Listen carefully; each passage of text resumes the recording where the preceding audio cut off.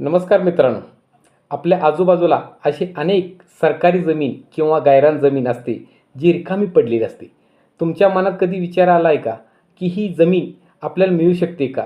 किंवा सरकार ही जमीन नक्की कोणाला वाटप करते? अनेकांना असे वाटते, की सरकार जमीन फक्त ओळखीने मिळते, पण तसं नाही आहे.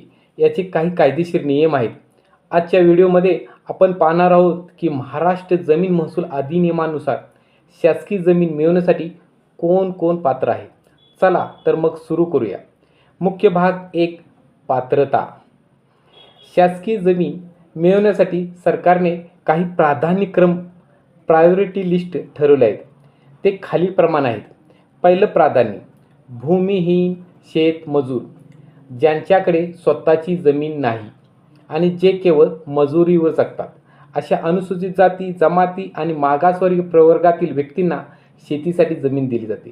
दुसरं प्राधान्य माजी सैनिक, एक्स सर्व्हिसमॅन, देशाच्या सीमेवर रक्षण करणाऱ्या माजी सैनिकांना किंवा शहीद जवानांच्या पत्नींना पुनर्वसनासाठी जमीन मिळवण्याचा कायदेशीर अधिकार आहे.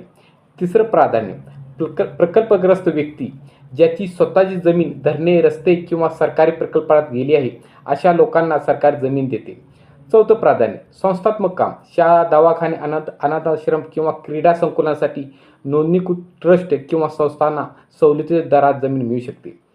मुख्य भाग 3. अटी शर्ती. पण थांबा, जमीन मिळते म्हणजे ती मोफत किंवा काही मालकीची नसते. त्यासाठी काही अटी आहेत. लीज पद्धत.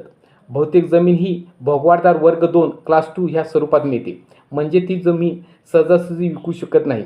वापराचे बंधन. जर तुम्ही शेतीसाठी जमीन घेतली असेल आणि तिथे कारखाना टाकला तर सरकार तुमची जमीन परत वापस घेऊ शकते. नजराना रक्कम. जमीन मिळवताना सरकारला जमिनीच्या किमतीचा काही हिस्सा नजराना म्हणून भरावा लागतो. भाग 3. अर्ज कसा करावा. आता सर्वात महत्त्वाचा प्रश्न, अर्ज कुठे करायचा?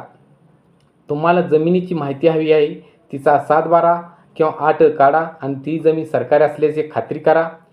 पायरी 2. तुमच्या भागाच्या तहसीलदार किंवा जिल्हाधिकारी कार्यालयात विहित नमुन्यात अर्ज करा. अर्जासोबत तुमचे उत्पन्न प्रमाणपत्र, जातीचे प्रमाणपत्र आणि तुम्ही भूमिहीन असल्याचा पुरावा जोडा. तलाठी आणि मंडळ अधिकारी तुमचा अहवाल सरकारला सादर करतील आणि पात्रता सिद्ध झाल्यास जिल्हाधिकारी जमीन वाटपाचा निर्णय घेतील.